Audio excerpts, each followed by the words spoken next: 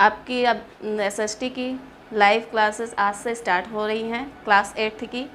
ये आपके एसएसटी की बुक है, आप लोग सभी इसको परचेज़ कर लें और अब इसको फिर पढ़ें।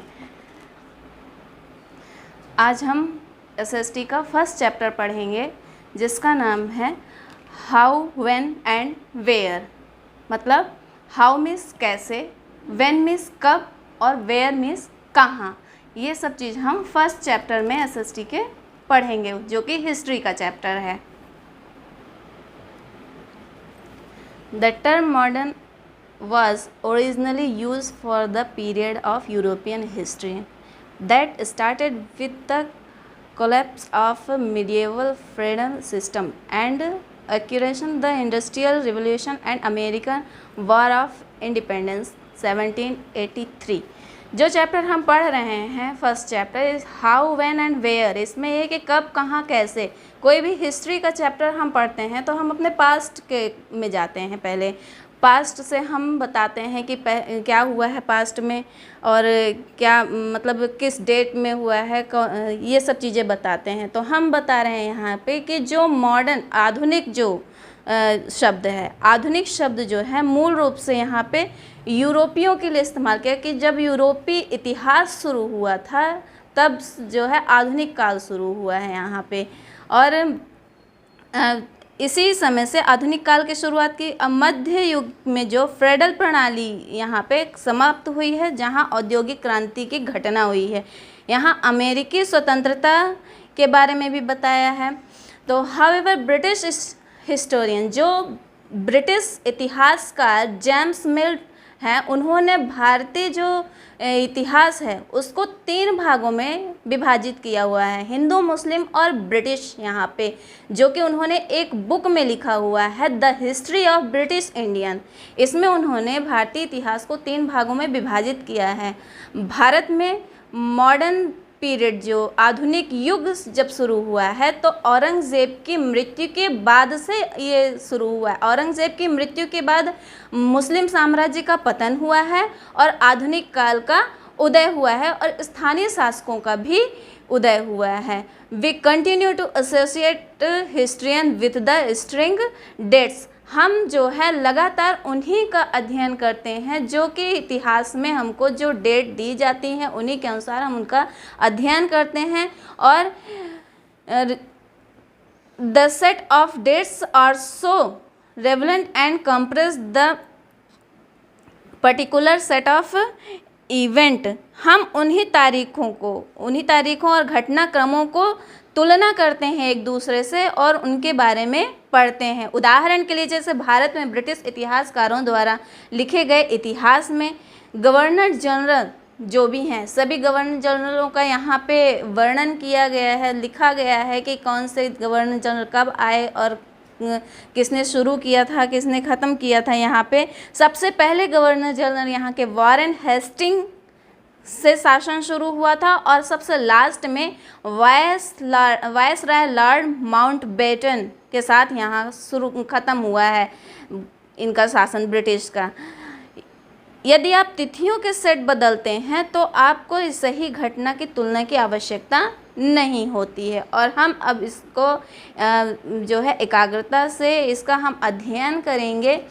Now we turn our decision toward medieval period. अब हम जो है मेडिएवल पीरियड जो मध्य युगीन है, जो मध्यकाल का समय है, तो उसके बारे में हम यहाँ डिस्कशन करेंगे, इसके बारे में चर्चा करेंगे। This period is describe the period where the features of modern society did not exist. यहाँ पे सामाजिक जो व्यवस्था थी वो बिल्कुल भी नहीं थी।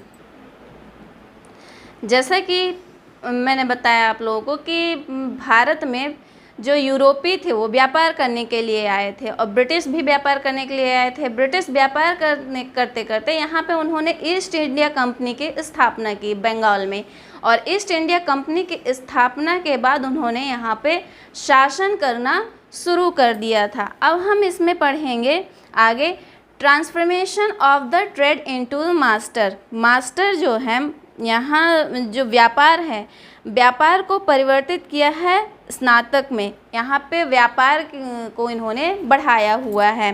तो व्यापारियों का परास्नातक में परिवर्तन। 19वीं जो शताब्दी है उसी के अंत में अंग्रेजों ने अपनी स्थिति को केवल व्यापारियों के रूप में नहीं बल्कि भारत के महाद्वीप के एक स्वामी के रूप में उन्होंने अपनी स्थिति यहाँ पे बना ली थी।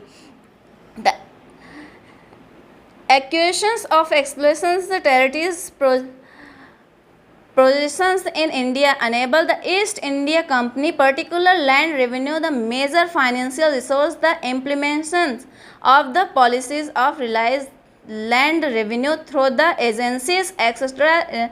advisor affect the farmer and landlord.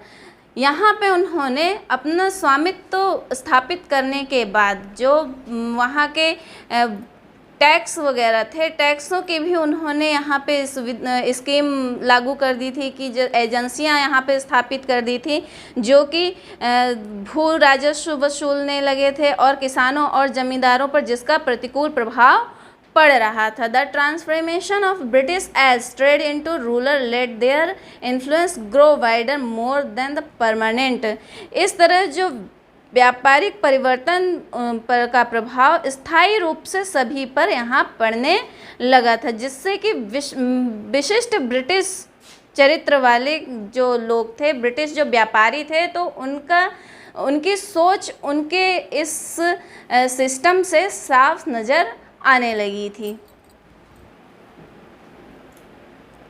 The industrial revolution in Europe and its influence. Europe में औद्योगिक क्रांति और उसका प्रभाव। यहाँ पे हम देखेंगे कि जो यूरोप में औद्योगिक, जब ब्रिटिश आए, ब्रिटिशों ने यहाँ पे ईस्ट इंडिया कंपनी की स्थापना की तो किस तरह से औद्योगिक क्रांति हुई, क्या फ़ायदे मिले हमको, क्या प्रभाव हुआ हमारे यहाँ पे। तो one of the most important result of the industrial revolution was foundations of colonies. यहाँ पे जो औद्योगिक क्रांति है, उसके औद्योगिक क्रांति के सबसे महत्वपूर्ण परिणाम में से एक है उपनिवेशवाद की नींव। The factories were producting goods in a large scale. यहाँ जो फैक्ट्रियाँ हुआ करती थी वो बड़े पैमाने पे अपने प्रोडक्ट्स को यहाँ पे बनाती थी। For goods to be sold, और इनको बेचने के लिए मार्केट के बड़े पैमाने पर मार्केट की आवश्यकता हुआ करती थी। फैक्ट्रीज नीडेड रॉ मटेरियल, और फैक्ट्रियों को रॉ मटेरियल, कच्चे मटेरियल की आवश्यकता होती थी बड़े पैमाने पे, जैसे कॉटन, आयरन और कोयला एक्सेट्रा। इन सब की इनको बड़े पैमाने पे आवश्यकता हुआ करती थी। The promoted Britain and other European countries to make search countries the legal behind observe the colony as a market finished goods.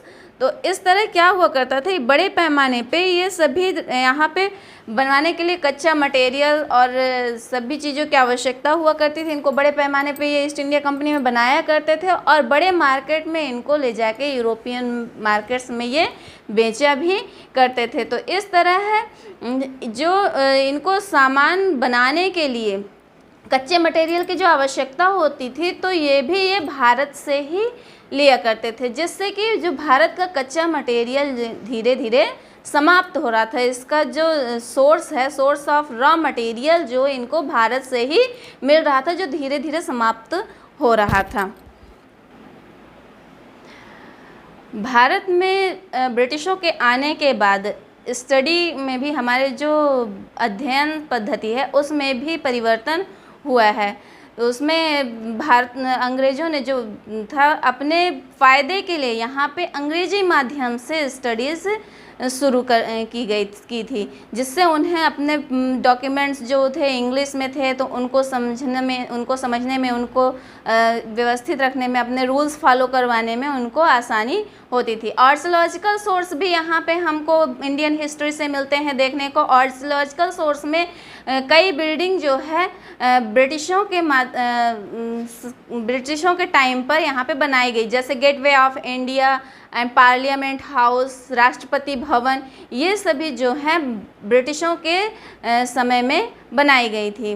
Books, newspapers and magazine, the printing press invention the Germany and 15th century. 15वीं शताब्दी में Germany में printing press का आविष्कार हुआ था, जो कि भारत में 18वीं शताब्दी में यहाँ पे प्रिंटिंग प्रेस आया था, जिसके माध्यम से कई बुक्स, न्यूज़पेपर, मैगजीन्स जो है, पम्पलेट्स वगैरह, ये सभी जो है भारतीय इतिहास में बहुत बड़ी देन है हमारे लिए, जो आज भी हमारे साथ में है। ये था हमारा फर्स्ट चैप्टर हिस्ट्री का, हाउ, व्हेन एंड वेयर, जिसमें हमने ये पढ़ा कि भारत में ब्रिटिश किस तरह आए, किस तरह उन्होंने अपना अधिकार जमाया, कौन कौन से मतलब उन्होंने यहाँ पे कार्य किए अपने फ़ायदे के लिए, क्या नुकसान हुआ यहाँ पे। और अब अगला चैप्टर हम जो है अगली क्लास में पढ़ेंगे। इस चैप्टर के क्वेश्चन आंसर मैंने ग्रुप में सेंड कर दिए हैं, आप लोग इसको लिख लेंगे। Thank you.